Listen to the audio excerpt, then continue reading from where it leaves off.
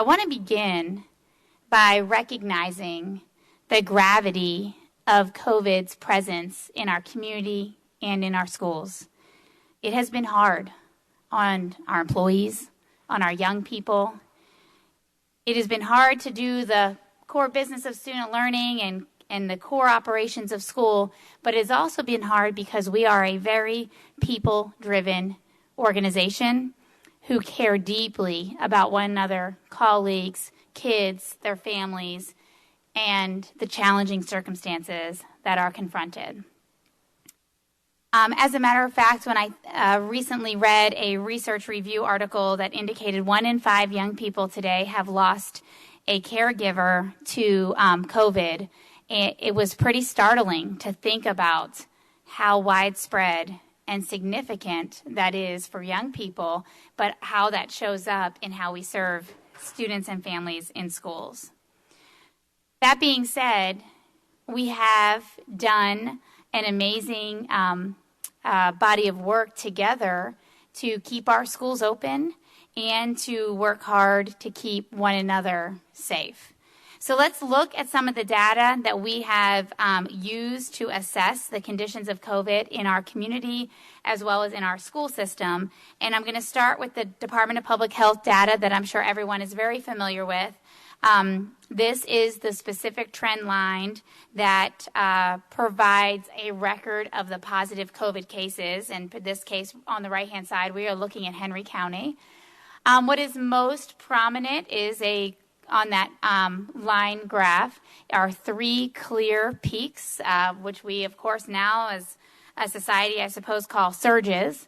And what you can particularly see is that the third peak on the right-hand side represents August, opening schools in the most intense of surges that our community has yet experienced. Yet, we were able to maintain operations of the school district, unlike the 2 previous peaks when we took the entire school system to a remote learning environment. And for that, it demonstrates a more targeted approach to managing the presence of COVID. So, of course, while that surge raged in our community, I also will call your attention to how this data is transferred over to our district website. And, of course, you can always go and view the data for the Henry County population that's carried right from Department of Public Health to our home site. And you can see some of the data points that have remained of prominent interest to our coordination and our preparation and planning. So, of course, on the top left-hand side, you're going to see this total raw count of cases since March of 2020, and of course, that's always going to go up. But if you go to the right-hand side, that's where you see the 14-day new case rate per 100,000 people here in Henry County. Of course, we have 243,000 in our Henry County community. So this is the trend that is most widely reported on and most widely cited. And we're going to look at that in an expanded view in just a moment, but it really shows you just in that very consolidated view this very drastic dip that is really becoming our post-surge dip in the recent weeks. But some other pieces of data on here that are useful is in the very bottom component is the incidence rate. And this is the prevalence of COVID in our community. And I often like to look at that next to the prevalence of COVID in schools or across our school campuses to see if we are remaining below the prevalence of COVID in our community because of the mitigation strategies. So we'll take a look at that in a second. And then on the left-hand side, I always point out the daily average of new positive cases. Because this daily rolling average taken over the 14-day count is really where we want that to be below 25. And we have finally gotten below 25 in the past week. And you know I've used that number 25 for 18 months now. And so that daily average I'm looking at regularly. Let's look at an expanded view, though, of the 14-day new case rate, because that is the one that's most prominently communicated, and it is a replica of what you saw on the Department of Public Health website. And what you see here are those 3 peaks. They're very prominent, and what you can really is crystallized here is that third peak that was really represented that August into early September is the most intense surge we've navigated to date, and we've done that while keeping our schools primarily open. So the population in Henry County data is, of course, important because if there's COVID in our community, there will, of course, be COVID in our schools. But let's look at our school system data because we have made a public commitment to being accessible to the youth of our public as the system of schools. So I certainly love that we're barely seeing these bar graphs show up on this particular display, and we will look at the trend line over a larger period of time in a moment. But the top left is the quadrant that's most important in this graph, and or this display, and that is really our confirmed positive cases on campus. And what you can see as, and we'll look at an expanded view, is that coming out of fall break, is we really have started to see some substantial dipping off of, you figure 50,000 people on our school campuses with 59 cases last week. And that's really, really encouraging. I also go to the bottom left, and that is where you're going to see the individuals who are deemed a close contact because of a positive case on our campus. And that was obviously incredibly prominent in August, and is really narrowing in impact here as we exit out of fall break. The top right is going to be individuals who could be quarantined for any number of reasons, not specific to an on-campus positive contact. But we do display that for the purpose of you seeing the larger impact on operating schools. And then the bottom left, I pointed to you to the incident rate in the community. I point you to the incident rate in Henry County schools on campuses. And you can see right now we are at that same 0.13 that you see in the community, which is really encouraging that our community prevalence is really on the drastic decline. And you can see prior to this week how substantially lower our incident rate has been than our greater community prevalence. Which is really powerful because keeping schools open requires us to stay healthy in schools. So let's look at an expanded view, however, of the confirmed positive cases on campus, which is the top left quadrant. And what I just draw your attention to is this is running 52 schools with about 50,000 people on campus. And you can see how substantial the impact of positive cases became in August and early September, far greater than anything we had experienced all of last year and practically all of last year combined. And so the ability to manage a transparent and reliable COVID positive protocol was a priority, and also very precisely narrowing the impact of disruption anytime there was a positive case. So that gives a little bit of picture of the data points, but there hasn't been a day we've been able to operate unilaterally for decision-making for operating schools in this larger community. So just in the collaborative conversations, there are hospitalization data points that are not represented here that are, of course, important in our assessment of the conditions of COVID.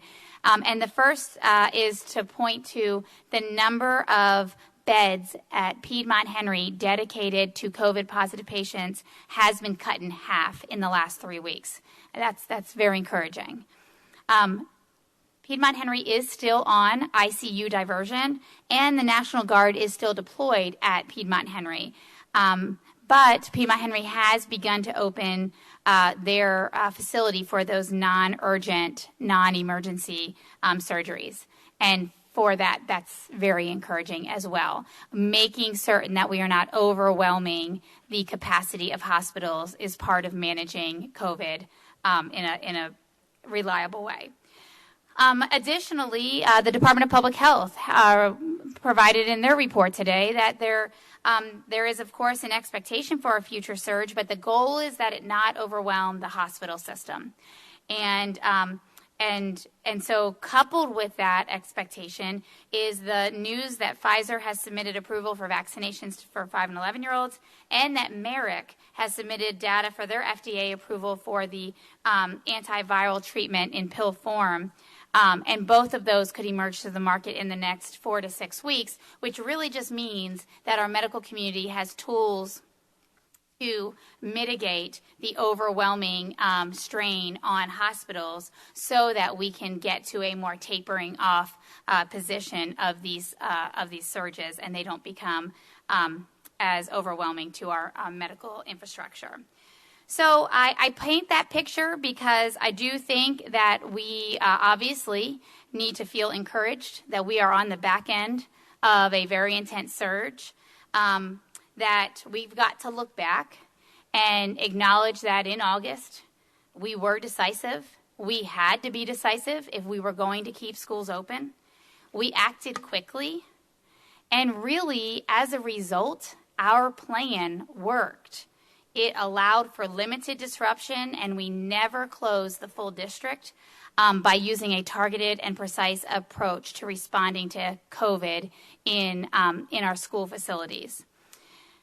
So I think there's been a real reflection on what is it that's required of us to keep an in-person, on-campus learning experience available safely to both students and employees and really to the larger community.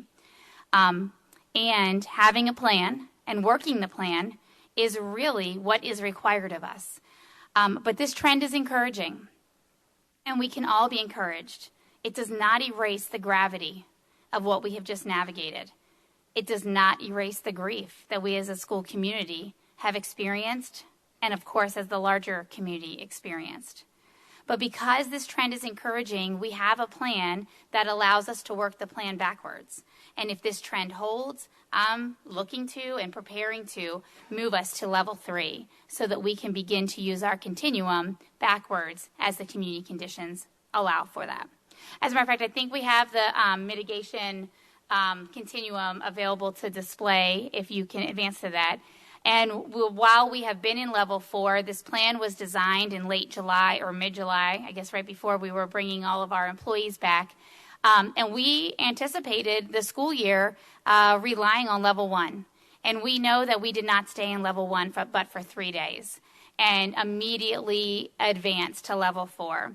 But just like the community conditions required that of us, the community conditions are poising us to be able to use our plan and move backwards. And the last thing that I will say is, as indicated on our continuum, that while we layer in mitigation techniques that can mitigate the spread and impact of COVID that disrupts kids from having access to school, it's still considered the greatest mitigation to talk to one's healthcare provider and make a personal decision about vaccination. And while Henry County is 43% currently vaccinated, I'm really proud to report that the workforce in Henry County schools is going to be far beyond 80% vaccinated here in the school system. And that is a commitment to being healthy and well to serve kids in our community.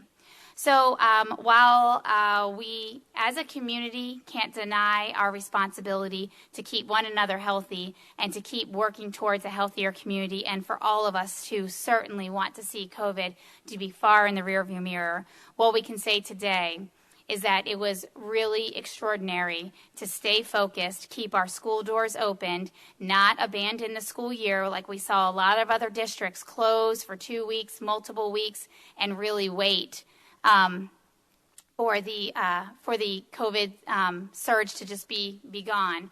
I just want to applaud our school leaders. I want to applaud our teachers and our school professionals, and express my gratitude for a job well done to keep in-person learning accessible to our young people safely. So, Madam Chair, that concludes my welcome. I look forward to an excellent meeting of the business of the board this afternoon. Thank you, Dr. Davis.